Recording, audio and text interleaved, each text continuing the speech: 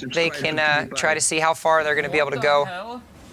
Judging by there's only 18 people left, as long as they have the syringes here, it's unlikely they're going to find, kind of a secondary party this far out in the circle at this point of the game. It is possible, especially if they have some of the more mobile legends on their squad, but for now I think it's pretty reasonable here. And as you see, just purely off of Crafty alone, he has 4 syringes, which is more than enough to get him and the entirety of the squad back to full HP. And it actually looks like this is the loadout as far as legend composition that I think we're going to see the most of today. The Wraith, the Bangalore, as well as the Bloodhound.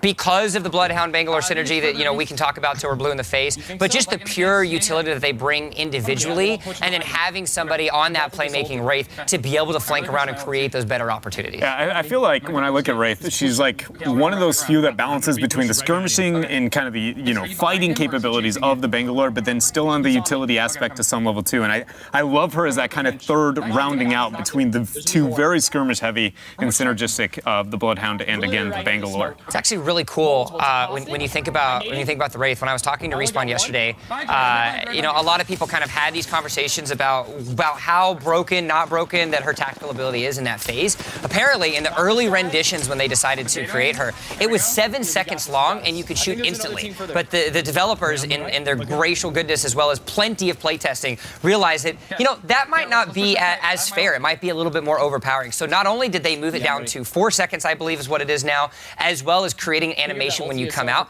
But if you're a Wraith main, when she comes out of that, when she comes out of the phase mode animation, she's actually clenching her fists and then comes out and releases her fists. So it's like releasing the frustration of being in this kind of like alternate universe. So it's like the little things like this that Respawn has really tried to kind of implement into the game and show that extra depth to it itself. It's a common trope with characters that travel between dimensions. They usually really wish that they weren't doing it, Yeah, no, they aren't happy with their burdens. Yeah, they definitely they wear, again, a burden that maybe they don't want to be able to have, and it feels like their life is literally, can they overcome said struggle? And right now, it feels like at least Crafty and friends are able to do so. They only have 3 people left, already popping Beast of the Hunt. We got very few opportunities that anybody could be that wide. Great flank up the rock.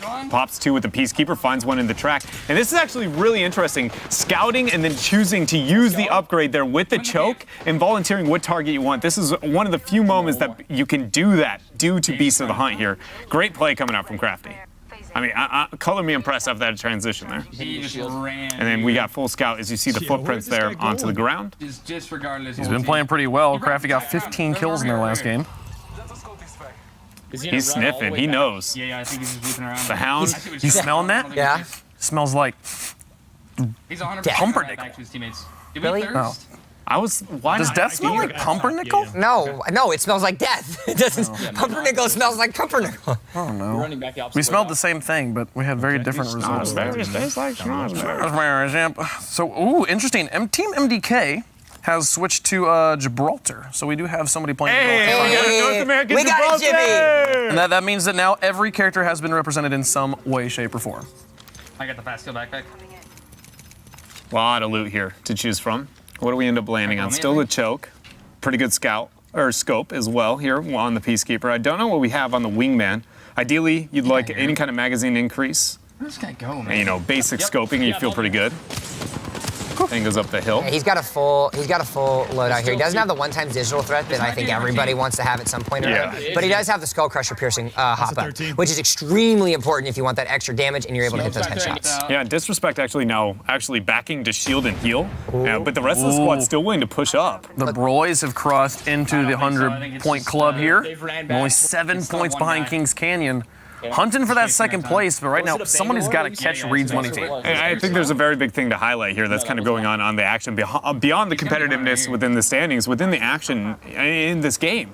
DrDisrespect is completely kind of isolated from the rest of the squad, while Crafty has some kind of poke onto a different end. DrDisrespect was able to survive, and it feels like able to bring his HP back to full and join with the rest of the team, but for a moment there, it felt like they were going to just kind of get pincered right through the squad. You can't seem to find this enemy. We'll tell you how this game ends, and if you want to follow all the action, go and jump on to Crafty Stream. Go follow Viz. Go check out DrDisrespect. Right now, I want to go jump up with some people we haven't seen yet today. Here's Team Papega. This is Lyric, Shorty Guy, and Seagull, who have been doing pretty good and are really creeping up on Disrespect the Craft. I'm sad to see that Seagull does not have an immediate wingman, but let's be real, that could be loot or just difference of preference. By no means does he have to. It's just that in my head, that was Dreadnoughts, what I wanted to see. But we'll see if they go for it later. And this one here, we're currently watching Lyric. Thinking about picking up the piece. He already has a Peacemaker. You know, he's good to go. Right now, a Peacekeeper. I called it a Peacemaker. Dang it. Yeah, I definitely like set the bad precedent on that one. I called it Peacemaker once. It's like a pacemaker, but just so it's the opposite of a pacemaker, to be honest. Yeah, the pacemaker keeps you alive. The pacemaker restarts your heart when it stops. The Peacekeeper Peacekeeper just stops your heart. Right now, your boy Seagull, though, doing pretty well. 13 kills in his last game. 6, 7, and 9. 6 the fewest kills he's gotten so far. The one thing I will say about Seagull, you know, I've gotten to watch a bit of his stream in the past, and again, you guys have the opportunity to tune in with him, but a few times I've been able to meet him, just a very, very kind and, you know, cool guy to be able to hang out with, and I feel like it translates over to stream as well, so sure to check that out, guys. Same thing for Shorty Guy that you have on the screen right now as well. Very genuine individual, plays a lot of different games, known for some of his Rainbow Six. Of course, he is one of the trio of Giant Waffle, Lyric, as well as Shorty Guy himself that have played a numerous amount of games, specifically Rust, Minecraft, all the like. They definitely love those survival-style games that you can kind of have a little bit of fun with. Now he finds himself off in really good lighting. I don't see him, but... Yeah, no, I love his setup. I love the symmetry of the lights that are behind him, too. Like, gets the full purple look going, but then has a nice orange as well. It's a very solid setup. Very like simple but sophisticated look. Not complicated clothing. Oh no, Seagull goes down. Go help him, Shorty. Lyric looks like he's trying to pressure up to be able to help him. Help him, Lyric. He's still revivable technically for a short period of time, now only recoverable on the banner. Oh, but he's reviving him. He's getting Seagull back up. You see the wingman trade, actually almost no damage taken here by Short Man. Or Short Guy, excuse me. Shorts Man. Shorts Man. Shorts Man. It sounds like a dude who only wears shorts. It's like a never dude. He's like an only short. I believe his first name is Guy. It is. Short Man. And so it is a combination of the fact that he is a short person. His nickname Shorty. Short, though. He is kind of short. He's like almost 6 foot. I don't believe it. You're pulling a Nick Merckx on me right now. I'm just saying I'm a slightly above average human being, and both of you make me look like a short guy. So I think that was one of the greatest redeeming features is when we have when we're standing in front of the rosters and we both actually can like look each other in the eye. We're just normal people now. We're just normal-sized people. Come over and hang out with us. But oh no, you said the shots were gonna hit. Well, just in time. He doesn't want to hear us talk about ourselves. He wants to let us know that he can shoot with the wingman and hit those shots. Indeed, he can. Ooh, that headshot back to back there. Only one whiff in between, but it was all that was needed there in that tense moment. Seagull ended up surviving that very risky situation. I say surviving, but what I mean is completely dying, have an ally go res him, and now able to re-loot, which, to be frank, other than stats, no difference when it comes to game outcome. Beauty in Apex, though, you know, man? Just getting the people back up, and even when you're dead, it doesn't matter. You can still be respawned. And so we did not get to see anybody actually jump out of the plane and jump back in after being respawned in Europe. I hope we get to see that. But let's go check back in with Kings Canyon right now. Dizzy has been doing some pretty crazy stuff, and right now he's at 8 kills in his current game. I'm gonna take the 285. Rocking the Spitfire and Peacekeeper. And that beautiful skin. Every time I just get a little bit more jealous, and I'm like, why don't I have that in my life? If I had a skin that had a melee weapon he could hold, I probably would just run around with it. I would remember to put my weapons away more often because I'd get to see the cool skin. I think That's actually a really good point. There's a tactical advantage to the skin. Yep. Respawn, please. A really cool thing about this as well is watching the proficiency of how quickly they're able to loot, and a huge component of that is specifically with what Apex Legends is actually able to do when you're swapping over to attachments. Because the game automatically puts attachments in there, it makes these high APM players that can click through able to get themselves an upgraded piece of equipment and then go right back. A huge component of that, of course, is Sean Slayback himself, the weapons designer for Respawn. And if anybody wants tips, the man is always on Twitter throwing weapons tips. He was actually throwing the ones about the digital thread out there and kind of giving everybody and dropping the knowledge. And as a result, you can see how much better these players are able to loot and go because of these little tiny things that he did when he made all these weapons. Summit Josh and Babai, and also Disrespect the Craft jumping in to that 3-digit club now. A tight race for third places. Kings Canyon starting to pull away a little bit, but Reed's money team as well, really making that distance up right now. The one thing I was going to say I'm impressed with here is we've been trying to keep some of the momentum and the idea of who's going to get in the groove and like how that looks, right? And it felt like for the moment there, the Broys were skyrocketing. You know, Shroud and friends were really able to kind of step their game up. But then we actually saw that DrDisrespect and friends actually now seem to be finding their groove and kind of rejoining here. It's an interesting decision to kind of stop halfway up the lift there out from Dizzy. I can get to Richard. Yeah. Well, right now. Yeah, I'm ballooning over. Shroud, the player that there's so much hype around, and rightfully so. He's an absolute monster.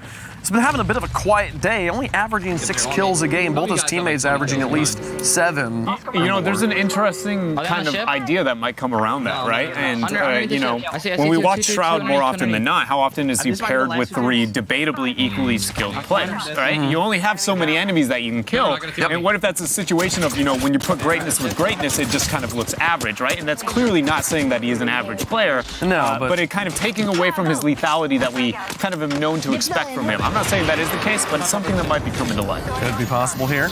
Meanwhile, while all of this is going on, Ninja tries to jump across the roof of the building to scope something out and immediately gets tagged up. He's forced to use a shield battery. He's going to take down one. Thankfully, he's got a giant magazine to Spitfire. He's going to swap over, but he gets tapped on the face. He's going to get knocked down. That's going to be the full takedown. Now, there is 90 seconds for his teammate to get that recovery. You can hear him communicating with his team and saying, guys, I'm going to need to respawn. Yeah, that was a really clutch moment there. You could understand the crouching to go for the swap. I think he didn't have the immediate shot after the swap when he actually revealed himself quite yet. The animation was just finishing. Not 100% sure there, but either way, getting pressured out, Ninja in a tough moment, and he's stuck around a lot of red dots. Dizzy's banner popping up on the spectator screen there for Ninja. 4,206 kills on the Wraith. Almost 3,000 headshots alone. Really, 4,000 in 8 days. He's gotten 200 since then. The only number I have, again, even close to that is my grapple, and that's purely because I just grapple too much. You don't even look at the circle. You're just like, whee! No, it's straight up. Is it on cooldown? Okay, we're pressing it. Let's go. So they got to go for the recovery here. We still only have, what, 36 seconds for them to be able to get to that. Portal is going to be laid. There's breathing room and some distance in between that. So Ninja is going to be very weak if he gets the full res. He'll be able to go in, get the pickup, take that portal, and get to the res on the back end very well. Dizzy has a very in, out, jobs done type deal, but the most important thing is that he's late enough that I'm not sure if he's going to fully make it. Yeah, it's going to be really close. 15, 12, 13 seconds left remaining now before, and I think he's going to have to just make this conscious decision of, sorry, Ninja, I'm not going to be able to pick you up here. We need to make sure that we get these eliminations. He recognizes that. He throws the arc star out to try to get a little bit of cover fire. Now Dizzy's going to try to pop right over. He's going to come through onto the roof. You can see the mark from the artillery strike, but a nice little spray to be able to get the knockdown. He's going to try to go through. Gibraltar's there, so he's going to have to run through the shield because, as we've noticed throughout the course of the day, it is not breakable. And he's going to have to rotate himself around and see if King Richard can help out. Yeah, they haven't found him quite yet. They're both stacked on together. Found him in the corner. Wraith unable to make it out. No Ninja, no problem. Already enough damage done and set up.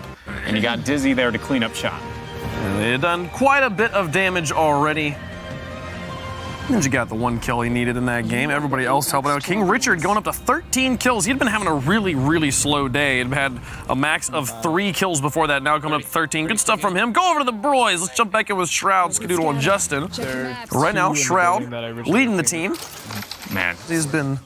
Skadoodle. Do you see that right now with the scout? I'm sorry, in the bottom left, he just opened with 6 shots about 200 meters out and almost hit every single one of them there. Bit of a whip over that. It's also the blue dragon skin. Yeah, you're right. When we were asking, you were asking my favorite skin, right? This is the blue version of what is my favorite skin. Azure dragon. I feel like I like the crimson one better. I'm pretty confident there is a red one, but the blue one, actually, now that I'm seeing Skadoodle with it, I might have to change my vote. The skin is carrying right. It kind of is. You know, those bullets are definitely hitting more, like 2% greater because of that skin. Artillery strike comes out, so that's going to have to be forcing Skadoodle and friends to kind of move themselves around. Instead, he does take a little bit of damage. You can see the shield damage there. And remember, when these do come down as well, as you can see, it kind of dulls the senses a little bit and forces a rough situation for you. And so he's going to have to be forced to rotate to a different position. He will go down. He sees a little bit of the loot box, wants to go ahead and say, nope, forget about that. He's like, let's go CSGO surfing. Woo! Sliding is so much fun. It is. And one of the coolest things about it, we've only seen it come to life once, and it was at the beginning of North America, is that you can heal during it. You have the opportunity to be sliding and healing at the same time. It's one of the fastest mobility while also having maximum HP, increase in, kind of just health effectiveness overall at the exact same time. It's one of my, one of those small but great choices made overall here. Now we've got all these pings showing up on the map as he gets another one. Can he finish him here? He's one shot from getting and he confidently takes it. We see right now, Skadoodle on the Bloodhound, there's all these little markers that keep showing up on the ground. Can we explain to people that maybe don't know what that is, what we're looking at? Talking about that a little bit. Ooh. Okay.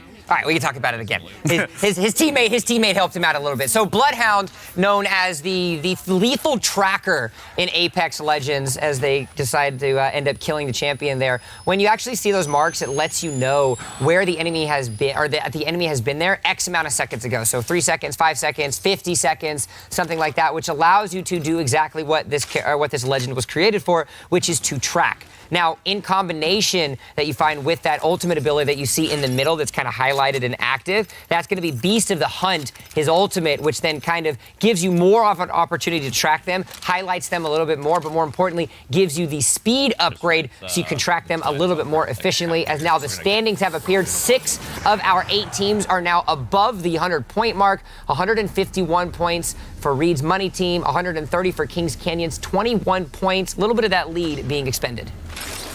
Right now, we only really have 2 teams that have experimented at all with the changing of team comps. Right now, Ninja, one of those teams. He played the Lifeline after switching off of Bangalore, and now he's on to for his next game, he's going to be on the Bloodhound with King Richard picking up the Bangalore, so they have now adopted the Bangalore Bloodhound Wraith, what it seems to be the meta comp right now.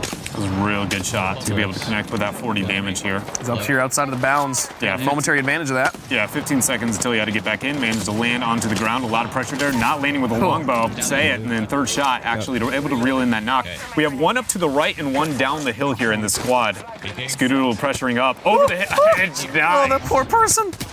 Oh, and a snap rotation to be able to get the execute there. Love it.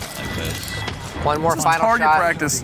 One more final shot to make sure he gets that elimination, as well as the extra point onto the kill counter for him. 4 squads, 12 players left alive now. That's 5 kills into the hands of Skadoodle. He's going to do a nice little 55 dink onto some epic armor, and he's going to snap from one side to another as both of the members pop out. Unfortunately, none of those shots are going to be able to hit, but it's doing just enough to occupy them, as it looks like his teammates could have an opportunity to roam around. Still trying to peek. No, there's 2 up, one off to the right, a little bit one off to the left. Not able to land that one as they drop down, both stacking on top of each other. 1, 2, 3's a charm. And he finds the first knock, swaps over to the scout, drops down 4 and 2 knocks here. Coming right out of Skadoodle, and look at the longbow, brings it back out. Oh my, not able to, he barely able to make it out of the smoke, but let's be real here, after those 2 knocks. Do you want to talk about confidence? You're talking about a scout and a longbow. You're talking about 2 light and heavy ammo snipers, essentially, single shots. How many squads did they just wipe? 2? Yeah, they just wiped 2 squads. I also like to point out that Justin is just nowhere to be seen. He's just somewhere off this way. When he gets out done looting, you'll notice on his mini-map, there's the yellow arrow that indicates where Justin is. It's just pointing off the map. He's like, he's over this way. You can't even see him. He's so far, that was Shroud and Skadoodle by themselves, wiping 2 squads. Impressive. So now 2 squads are left alive. If I'm not mistaken, taking a look at what the numbers were right before that question mark started to appear, it is a full squad of 3, which now is an opportunity for them to have 3 more kills to their counter, as well as the potential 5 if they end up winning this match. If I'm reading Skadoodle's minimap correctly, every time he flashes it up for like 30 frames, Justin is on the entire other side of the circle. Yeah. Playing the let's cover as much area as possible. This is still a very large circle. We need to get out of these games as quickly as possible. So with this 1 squad left, it could be 1 person hiding in 1 building. We need to be able to find him. This Beast of the Hunt is going to be important. It could be huge if he finds the guy right now. Well, and every second that you're wasting looking for this last squad, these last members, is time that's coming off of the clock. We saw actually at the end of the European block what this was a problem that teams were running into. With a couple players left remaining, you're not actually able to finish them off. off, those are minutes wasted. Those are points that you're not able to acquire. And I actually really like that call, especially if you're going to send out a quote-unquote scout in these type of circumstances, right? Who are you going to send to do that? Somebody with a portal to be able to get you closer, and with an iframe to be able to survive a all-in initiation 3 versus 1. You legitimately can almost not choose a better legend to have that, to be that kind of, I'm going to be that rogue agent, if you will. I'm a fan of the Pathfinder in that area too, only because of his mobility, but let's be real here, you can't just nope out of a fight the same way a Wraith can. I mean, you're a fan of the Pathfinder in general. I am, but I'm trying to not put my bias in there, right? Objectively, he is good in these moments. They have spread so far out as the point total's coming in. Kings Canyon's continuing to creep a lot closer to Reed's money, and DrDisrespect 1 point ahead of the Broys right now. They really could get this win. It would really help push them up. But Pepega 1 point behind them. Such a close race right now for third. We're gonna have to clear every house, I guess. 17 points, so +4 now for Kings Canyon as they've been able to claw back just a little bit after their last couple games. Check inside the bunker. This final trek for whoever this may be at this point is the most frustrating thing in the world if you're a team like this. And to be honest now, let's be real. Our broadcast has been out live enough at this point that, and we have promoted the idea that you can drop to land with these guys early on. If I'm a player, I might be going, I know they're in my game, or I expect them to be in my game. I'm going to do this. I'm going to make this harder for you if you're a part of this tournament. And I'm not saying that's what we see here, but it's clear that they are going, you know what, we aren't going to reveal ourselves, burn as much time as possible. And in almost no circumstances is that ever a great win condition to bank on. Scanning the area. You can hear him talking, bro. Where is he? Never bro, lucky, apparently. what's going on? Never lucky. And yeah, you want ultimate accelerants, I feel like, for your Bloodhound here. This is one of the few moments that I actually think we've seen an objective, priority onto somebody other than a lifeline for ultimate accelerants. Late game, Beast of the Hunt. You want that as much as you can if you are, confident in calling out your opponents that you're better than them. Yeah, you got to be able to find these people, especially when time is money. It's not about how many games you play, it's about how many games you can Time get is in. literally money in Literally this game, too. money. Let's be real. Time is literally money in this situation. Where the fuck I am? I don't know, where are you? I was going to say, that's what we're saying about that other squad member right now, aren't we, Shroud? The death box not allowing the door to open. Just get pissed off of it and kick it. But I love how you have to kick it twice. It's like once, and then it's like, all right, the door won't open. All right, screw this door. The whole second time just to break it through. Well, I feel like they've been all This guy over knows. this map. He I mean, find these that people. we- Where he knows are that they? we- We're, played what, the I'm going to time. say my internal clock is saying 15 seconds out from Bloodhound ult, and that's when we're going to find it, I think, if ever. All right. Found him. There you go. three. Skadoodle, he found the enemy. Yep, all He said three a of them are left all alive, three. and now this is where the fun begins. You can start the stopwatch and see how long they survive. I feel like that might be a better way to approach this last skirmish. Shots are coming out from all different Kraber sides. He's got the flame. Kraber. That's 125 on the body shot. They're going to try to run in onto the building. He's got the R301. Isn't able to get the spray. He is able to get it on the other side. He's going to have to be forced to rotate down. Artillery strike is still left alive. Bangalore is going to get a little bit of a speed up onto the lifeline. He knocks down Don Price.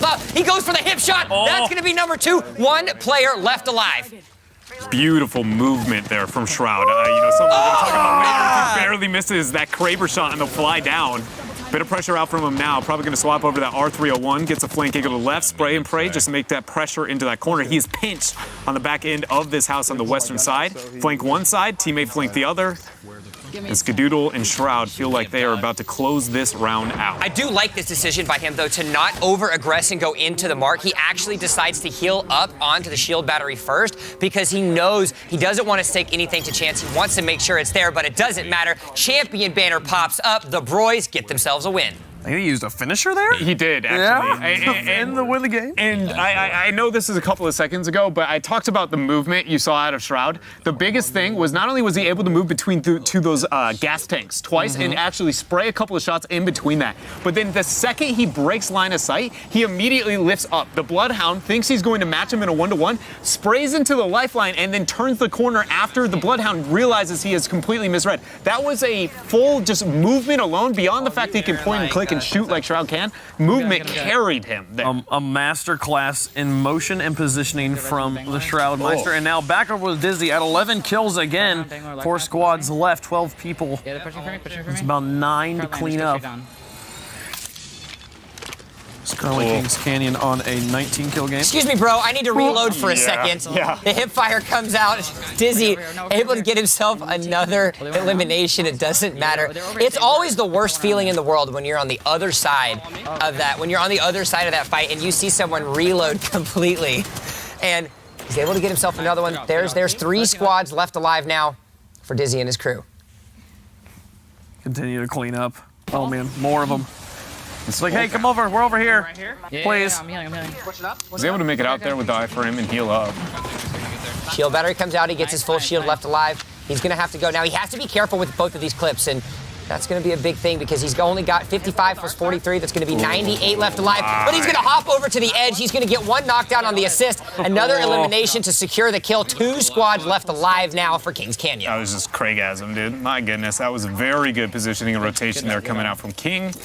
That's the second time we've seen this team, very skilled players make rotational advantages that add to shooting advantages. And I know that's, something everybody aims to do, but I think it's a big thing to point out is that these players, we know them to be legendary shooters, but how often do you look at what if they're just outmaneuvering these players? And it feels like almost 80% of the time that is the circumstance. And you want to talk about maneuverability? You want to talk about the maneuverability of slow and steady. They have clawed back Kings Canyon within arm's reach of Reed's Money team. 161 to 152 respectively for the first and second place individuals. 9 points are left remaining, and now if they can get these last 3 kills as well as the win, that's going to give them 8 points and with them make them 1 point away from the first place. I want to talk about the speed, violence, and momentum of DrDisrespect. The Craft starting to actually make that pull away from the other teams. There was that nice deadlock battle for 3rd place as they right now have their last game 17 kills from Vis and 12 from Real Crafty, 6 from DrDisrespect. Okay.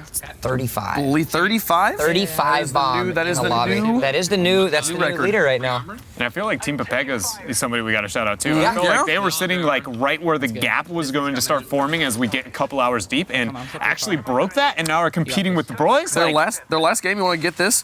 Lyric had 11 kills, Shorty had 12, and Seagull only had 4. Ooh. Lyric getting involved. Still a 27 bomb for your team.